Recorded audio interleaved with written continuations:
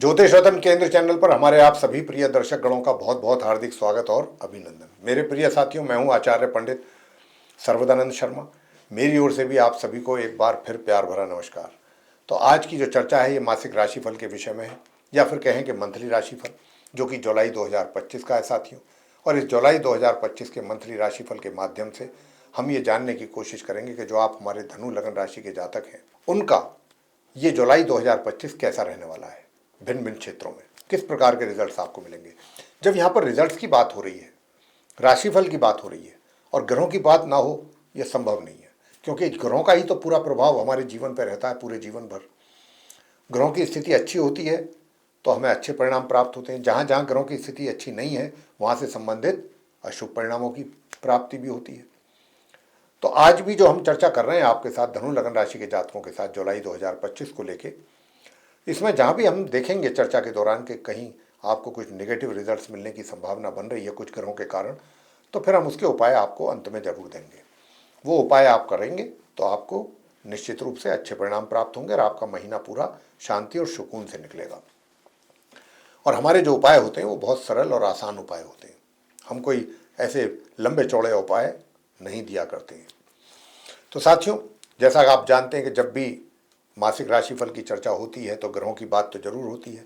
तो यहाँ पर हमने आपके लिए चार्ट तैयार किया है धनु लगन राशि के जातकों के लिए, जो कि ठीक पीछे स्क्रीन पर डिस्प्ले हो रहा है, आप देख पा रहे होंगे। और इस चार्ट में हमने ग्रहों की स्थिति को बहुत ही स्पष्ट रूप से दर्शाया है, कौन सा ग्रह किस ग्रह के साथ अपने संबंध बना करके किस घर में बैठा है, किस राशि में बैठा है। और कुछ ग्रह ऐसे भी हैं जो अपना राशि परिवर्तन भी करेंगे। अब राशि परिवर्तन भी ग्रहों का अपने आप में एक बहुत बड़ा महत्वपूर्ण घटनाक्रम होता है। जब भी कोई राशि में कोई ग्रह बैठा होता है और उस समय पर जो वो प्रभाव अपने दे रहा होता है जातक के जीवन पे, जरूरी नहीं है कि राशि परिवर्तन करने के उपरांत भी वो वैसे ही रिजल्ट देगा। रिजल्ट्स भी बदलते हैं, राशि परिवर्तन होता है, रिजल्ट्स भी ग्रह के बदल जाते हैं उसी के अनुसार। तो वो भी अपने आप में बहुत महत्वपूर्ण है। उसी को लेकर के हम अलग से वीडियोज़ भी लाते हैं आपके लिए। वो सिर्फ हमारा एक ही उद्देश्य होता है कि आपको कम से कम इतना जरूर पता होना चाहिए कि हमारे लिए कौन सा ग्रह इस महीने फेवरेबल है, कौन सा नहीं है। बस इतना भी पता होता है ना, तो भी हमें उससे काफ़ी अच्छा अनुमान लग जाता है। उस ग्रह के संबंधित फिर जो उपाय हम आपको देते हैं फिर वो आप बहुत आसानी से करते हैं और खुशी खुशी करते हैं और उसके रिजल्ट्स भी फिर अच्छे प्राप्त होते हैं। तो यहाँ पर चर्चा को आगे बढ़ाते हुए सबसे पहले चार्ट पर चलते हैं। और जहाँ पर 3 नंबर लिखा हुआ है, ये मिथुन राशि है, बुध की 7th हाउस है। यहाँ पर सूर्य बृहस्पति दोनों परम मित्र ग्रह हैं, एक साथ बैठे हुए हैं। लेकिन सूर्य जो है 1 जुलाई से 16 जुलाई तक रहेंगे यहाँ, उसके बाद राशि परिवर्तन कर रहे हैं, यहाँ से निकलेंगे और निकल करके ये अगले घर में जाएंगे जहाँ 4 नंबर लिखा है, जो कि कर्क राशि कहलाती है, चंद्रमा की। चंद्रमा सूर्य के मित्र हैं, तो सूर्य अपने मित्र के घर में जाएंगे 16 जुलाई को और फिर माह के अंत तक वहाँ बने रहेंगे। और वहाँ पर उनको साथ मिलेगा उनके समग्रह बुध का। तो बुध आदित्य राजयोग का भी निर्माण हो जाएगा। राजयोग, बुध की बात कर लेते हैं तो बुध तो पूरे महीने वहीं रहेंगे जहां पर आप उनको बैठे हुए देख रहे हैं, 4 नंबर जहां लिखा है, कर्क राशि में। अष्टम भाव है ये, 8th हाउस। लेकिन ये है कि 18 तारीख को ये उल्टी चाल चलना आरंभ करेंगे और 24 तारीख को फिर ये अस्त भी हो जाएंगे पश्चिम में। तो 18 तारीख से हम कह सकते हैं कि बुध की स्थिति थोड़ा कमजोर होगी। 18 तक तो ये अच्छी स्थिति में रहेंगे, राशि परिवर्तन तो इनका होगा ही नहीं। इसके बाद बात कर लेते हैं अब बृहस्पति के विषय में। तो बृहस्पति को आपने देखा कि जहाँ पर बैठे हुए हैं 7th हाउस में, जहाँ 3 नंबर है मिथुन राशि में। तो मिथुन, हालांकि बृहस्पति की ये शत्रु राशि है क्योंकि बुध को अपना शत्रु मानते हैं बृहस्पति। और बृहस्पति जो है 1 जुलाई से 6 जुलाई तक तो रहेंगे अस्त और मार्गी। अस्त भी रहेंगे, मार्गी भी रहेंगे। 6 जुलाई को ये उदित हो जाएंगे, उदय हो जाएगा इनका। कहाँ हो जाएगा? पूर्व में। और ये 6 जुलाई से लेके और 31 जुलाई तक अपनी इनकी पोजीशन काफ़ी अच्छी हो जाएगी, यानी कि मार्गी भी होंगे, उदित भी होंगे। बस फर्क इतना है कि शत्रु के घर में बैठे होंगे। बात करेंगे अब मंगल और केतु के विषय में, जहां पर 5 नंबर लिखा है, ये नवम भाव है। और ये 5 का मतलब है सिंह राशि, सूर्य की राशि है। और मंगल की ये मित्र राशि है क्योंकि मंगल सूर्य के मित्र हैं। तो मंगल जो है इस अपने मित्र राशि सिंह में नवम भाव में बने हुए हैं मार्गी और उदित अवस्था में अपने मित्र केतु के साथ। जी हाँ, मंगल की स्थिति काफी स्ट्रांग है यहाँ पर। हालांकि केतु जो है वो तो अपनी शत्रु राशि में बैठे हैं, सूर्य उनके शत्रु हैं, तो शत्रु के घर में है, लेकिन है मित्र के साथ। और केतु पूरे महीने इसी राशि में ही रहेंगे। लेकिन मंगल 28 जुलाई को यहाँ से निकल जाएंगे मार्गी और उदित अवस्था में और निकल करके जाएंगे अगले घर में जहाँ 6 नंबर लिखा है, जो कि कन्या राशि कहलाती है बुध की। और ये राशि जो है या ये ग्रह जो है बुध मंगल इसको अपना शत्रु मानते हैं। तो मंगल जो है जब 28 जुलाई को जाएंगे मार्गी और उदित अवस्था में दशम भाव में कन्या राशि में, तो वो अपनी शत्रु राशि में होंगे 28 जुलाई से। बात करेंगे साथियों अब आपके साथ राहु की। राहु भी जो है जहां पर 11 नंबर लिखा है, थर्ड हाउस है ये। 11 का मतलब कुंभ राशि है, शनि की राशि है, शनि राहु के मित्र हैं। तो राहु अपनी मित्र राशि कुंभ में थर्ड हाउस में बने हुए बने रहेंगे पूरे माह जुलाई में। अब आगे बात करेंगे शनि की। तो शनि जो है चौथे हाउस में बैठे, फोर्थ हाउस में, चतुर्थ भाव में, जहां पर 12 नंबर लिखा है, ये मीन राशि है गुरु बृहस्पति की। और शनि की ये सम राशि है, ना शत्रु है ना मित्र राशि है, सम राशि। शनि वैसे तो पूरे महीने इसी राशि में रहेंगे, लेकिन 13 जुलाई को ये भी उल्टी चाल चलना आरंभ कर देंगे, 13 जुलाई से लेकर माह के अंत तक। अब अंत में आते हैं शुक्र पर। शुक्र जो है वो जहां पर 2 नंबर लिखा है, ये छठा भाव है, 6 हाउस है। और ये शुक्र की अपनी राशि वृषभ है, जिसमें ये बैठे हुए अपने घर के मालिक होकर बैठे हैं स्वराशि के। और ये मार्गी और उदित अवस्था में भी हैं। और ये 1 जुलाई से लेकर यहाँ पर 26 जुलाई तक बने रहेंगे। 26 जुलाई को ये यहाँ से निकलेंगे अपना राशि परिवर्तन करते हुए। और कहाँ जाएंगे? अगले घर में जाएंगे जहाँ 3 नंबर लिखा है, बुध की राशि में, मिथुन राशि में।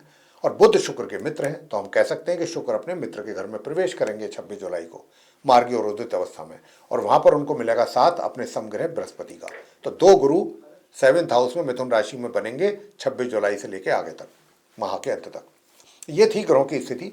इसी के आधार पर अब आपको धनु लगन राशि के जो जातक हैं भिन्न भिन्न क्षेत्रों में किस प्रकार के रिजल्ट्स मिलने की संभावना है, इस बात पर चर्चा करेंगे। तो जैसा कि आप जानते हैं, सबसे पहले हम करियर की बात करते हैं, प्रोफेशन की बात करते हैं, वर्क प्लेस की। तो जहाँ तक वर्क प्लेस का सवाल है साथियों, तो यहाँ पर क्या है कि आपके लिए जितनी मेहनत करेंगे उसके अनुसार ही आपको परिणामों की प्राप्ति भी होगी। और मेहनत के साथ साथ एक बात का आपको और ध्यान रखना होगा जो हम आपसे बताना चाहते हैं, और वो है अपने कार्यों को पूरी सिंसियरिटी के साथ, पूरी ऑनेस्टी के साथ करना है। कोई भी किसी भी प्रकार की चतुराई, चालाकी या स्मार्टनेस बिल्कुल ना दिखाएं, ना अपने बॉस के सामने, ना अपने सीनियर्स के सामने, ना अपने कलीग्स के। अपने कार्यों को बिल्कुल सीधे सीधे रास्ते चलते हुए आपको करना है पूरे गंभीरता से, और अपने कार्यों को किसी दूसरे पर नहीं छोड़ना है। और जितनी अधिक मेहनत करेंगे, हालांकि मेहनत करने में यहाँ थोड़ा डाउट लग रहा है मुझे आपके धनु लगन राशि के जातकों के पराक्रम में कमी लग रही है, लेकिन अगर आपने अपने पराक्रम पर ध्यान दिया, मेहनत की और ऑनेस्टी और सिंसियरिटी के साथ अपने कार्यों को किया, तो मैं कह सकता हूं कि आप जरूर निश्चित रूप से सफलता प्राप्त करेंगे अपने कार्य क्षेत्र में, अच्छी सफलता प्राप्त कर जाएंगे। खास तौर से 16 जुलाई से और 24 जुलाई के बीच में अच्छे रिजल्ट्स मिल जाएंगे आपको। लेकिन मैंने जैसा कहा कि उसके लिए आपको थोड़ा सा सिंसियर होना पड़ेगा, मेहनत भी करनी पड़ेगी। मेहनत में कुछ कमी के संकेत मिल रहे हैं ग्रहों के द्वारा, लेकिन बिना मेहनत के गुजारा नहीं है। बात कर लेते हैं लाभ की। लाभ कैसा रहेगा, लाभ की स्थिति कैसी रहेगी? तो साथियों, जहां तक धन के आगमन का विषय है, तो धन के आगमन में थोड़ी बहुत कमी जरूर रहेगी, लेकिन ऐसा भी नहीं है कि आपका बिल्कुल एकदम धन का आगमन आपके लिए रुक जाएगा, पैसे का अभाव। नहीं, मैंने ये नहीं कहा।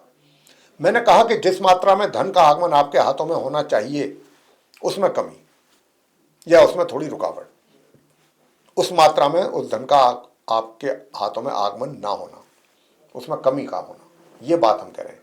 थोड़ा सा मित्रों के साथ भी आपकी कहा सुनी हो सकती है किसी बात को लेकर के, तो अपने मित्रों से भी दूरी बना करके ही रखें तो ज़्यादा अच्छा है। बड़े भाई बहन भी आपसे छोटी छोटी बातों को लेकर के अपनी नाराजगी जाहिर कर सकते हैं, बड़े भाई बहन। जहाँ तक आपके धन का संचय है, धन को आप अच्छे तरीके से मैनेज करेंगे, बहुत अच्छे ढंग से मैनेज करेंगे। जो भी आपकी सेविंग्स हैं उनको आप बहुत अच्छी तरीके से मैनेज करेंगे, उससे अच्छा रिटर्न भी ले लेंगे। सुख सुविधाओं की अगर बात करें तो सब कुछ होते हुए भी उसका लाभ ना ले पाना जैसी हालात बनते हुए दिख रहे हैं आपके केस में, कि सुख सुविधाएं रहेंगी, मौजूद होंगी, लेकिन आप उनका भरपूर तरीके से लाभ ना ले पाए। प्रेम संबंधों पर आते हैं कि अगर आप धनु लगन राशि के जो जातक हैं, मेल्स हैं या फीमेल्स हैं, आपके प्रेम संबंध कैसे रहेंगे? तो प्रेम संबंधों की अगर हम बात करें तो ये जो आपके प्रेम संबंध हैं, इसमें अभी दोनों की ओर से ही कुछ ना कुछ कमी रहेगी। कमी का मतलब कि जितना अब जैसे क्या होता है, दो प्रेमी होते हैं तो आपस में उनका मिलना जुलना होता है, बातचीत होती है, अपने संबंधों को वो मजबूत करते हैं, एंजॉय करते हैं, उसमें कमी दिख रही है अभी। जिस हिसाब से होना चाहिए उसमें कमी, मतलब जिसको कहते हैं सामान्य तरीके से चीज़ें का चलना। इनमें तीव्रता कब से आएगी, तेजी कब से आएगी साथियों? तेजी आएगी इसमें बिल्कुल माह के अंत में जाके 26-27 जुलाई के बाद। बाकी का जो महीना है उससे पहले का वो सब सामान्य तौर पे ही चलेगा आपके संबंधों को लेकर के। वैवाहिक जीवन की बात कर लेते हैं, मैरिड पर्सन्स की, कि आपकी मैरिड लाइफ कैसी रहेगी। देखिए, वैसे तो आपका व्यक्तित्व बहुत अच्छा रहेगा, लोग आपका मान सम्मान भी करेंगे, इज्जत भी देंगे आपको, आपके ज्ञान के कारण, आपके नॉलेज की वजह से सैल्यूट भी करेंगे लोग आपको, ऐसी बात नहीं है। जो ड्यू रेस्पेक्ट रिगार्ड आपको मिलना चाहिए वो जरूर मिलेगा। लेकिन वैवाहिक संबंधों में थोड़ा सा यहाँ पर आपका जो स्पाउस है उसको लेकर के समस्या है। अब आप पूछेंगे समस्या क्या है? समस्या हेल्थ को लेके है। उनकी हेल्थ से रिलेटेड कुछ कमी उसमें आ सकती है, उनके स्वास्थ्य से संबंधित। तो आपको उनके हेल्थ का चेकअप वगैरह, हेल्थ का उनका ध्यान आपको रखना पड़ेगा, केयर करना पड़ेगा थोड़ा सा। ये थोड़ी बहुत समस्या आपको फेस करनी पड़ सकती है अपने स्पाउस के प्रति। और बीच बीच में थोड़ा बहुत, जैसे कहते हैं ना, थोड़ी लिटिल बिट टेंशन हो जाना, वो भी, उसके भी संकेत हैं। और इसी तरह से अगर हम बात करें कि भाई पार्टनरशिप में अगर आप कार्य कर रहे हैं तो कैसे हालात रहेंगे, तो देखिए वहां पर भी सब कुछ होते हुए भी संबंध भी ठीक रहेंगे कुछ, लेकिन लाभ में कुछ थोड़ा कमी रह गई, जितना होना चाहिए था नहीं हुआ।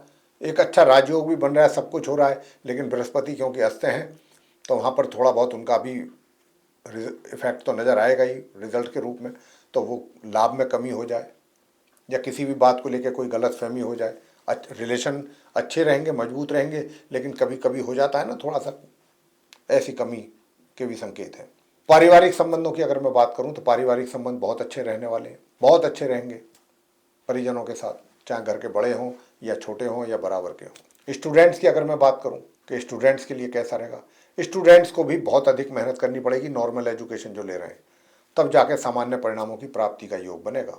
माह के बिल्कुल अंत में जाके 28 जुलाई के बाद से कुछ अच्छे और बेहतर परिणामों की आप अपेक्षा कर सकते हैं अपने लिए। हायर स्टडीज वालों को भी अधिक मेहनत करने पर ही सामान्य परिणामों की प्राप्ति का योग है। आगे बात करेंगे संतान के द्वारा, तो संतान को भी अपने माता पिता के लिए जो भी वो परिणाम निकालना चाहते हैं, देना चाहते हैं उनको, उसके लिए भी आपको बहुत स्ट्रगल और परिश्रम करने की आवश्यकता रहेगी। उसके बगैर उम्मीद रखना बेमानी है। स्वास्थ्य की बात कर लेते हैं। स्वास्थ्य बहुत अच्छा रहेगा, स्वास्थ्य में किसी प्रकार की दिक्कत नहीं रहेगी। दूर दराज की यात्राओं से भी आपको लाभ मिलेगा, अगर करने की कोई इच्छा रखते हैं तो उसमें आपको अच्छा लाभ मिलेगा। तो साथियों, ऐसे हालात आपके रहेंगे। उपाय अब आपको बताने जा रहे हैं कि उपाय अब आपको क्या करना चाहिए। तो एक तो आप ये करें, पहला उपाय जो अब आपको बताएं ताकि आपके पराक्रम में वृद्धि हो, और वो उपाय आपको ये करना है कि शिवलिंग पर जल चढ़ाना है नित्य प्रतिदिन, और शनिवार के दिन स्पेशली काले तिल भी ऊपर से एक चुटकी चढ़ाने हैं, और प्रातःकाल पक्षियों को दाना जरूर खिलाएं, बाजरा। उससे आपके पराक्रम में वृद्धि होगी। छोटे भाई बहनों का भी सहयोग प्राप्त करेंगे। छोटी दूरी की यात्राएं भी अगर फिर करनी पड़ेंगी तो आपको परेशानियां नहीं होंगी। और साथ ही साथ गणपति जी की पूजा भी जरूर करें। ओम गण गणापतये नमः इस मंत्र का एक माला जाप नियमित रूप से, और एक माला इस मंत्र की कर लें। ओम हूम श्रीम मंगलाय नमः, ओम हूम श्रीम मंगलाय नमः, एक माला ओम गण गणपतये नमः, एक इस मंत्र की माला ओम हूम श्रीम मंगलाय नमः। और नित्य प्रतिदिन पक्षियों को बाजरा खिला सकते हैं आप, ये भी आप काम करें। और शनिवार के दिन काले तिल शिवलिंग पर शुद्ध जल अर्पित करने के उपरांत, बस इतना कार्य आपको करना है उपायों के तौर पे, और फिर देखिए आपको कितने अच्छे परिणाम प्राप्त होते हैं। तो साथियों, ये था हमारे आप धनु लग्न राशि के जो जातक हैं जिनका सजिटेरियस असेंडेंट है, उनका मंथली राशिफल, मासिक राशिफल जुलाई 2025 का, जिसके माध्यम से हमने आपको ये बताने की यहाँ पर कोशिश की है कि ये महीना आपके लिए कैसा जाने वाला है। हम आशा करते हैं कि ये चर्चा आपको अच्छी लगी होगी, पसंद आई होगी। अगर आई है तो आप हमारा वीडियो लाइक ज़रूर कर दें, और अभी तक अगर आपने हमारा चैनल सब्सक्राइब नहीं किया है तो चैनल को भी सब्सक्राइब जरूर कर लें। अधिक से अधिक मात्रा में इस वीडियो को शेयर करें ताकि दूसरे लोग इस जानकारी का लाभ ले सकें। और अगर आप चाहते हैं कि आने वाले दिनों में जो भी वीडियोज़ हमारे बनेंगे एस्ट्रोलॉजी के टॉपिक पे, वे सब भी आप तक पहुंच जाएं, उनका भी आप लाभ ले सकें, तो उसके लिए बेल आइकन प्रेस जरूर करें। तो साथियों, इसी के साथ इस चर्चा को यहाँ समाप्त करेंगे और अपने आप सभी प्रिय मित्रगणों से लेंगे इजाज़त। आप सभी का सहृदय बहुत बहुत धन्यवाद। जय माता दी।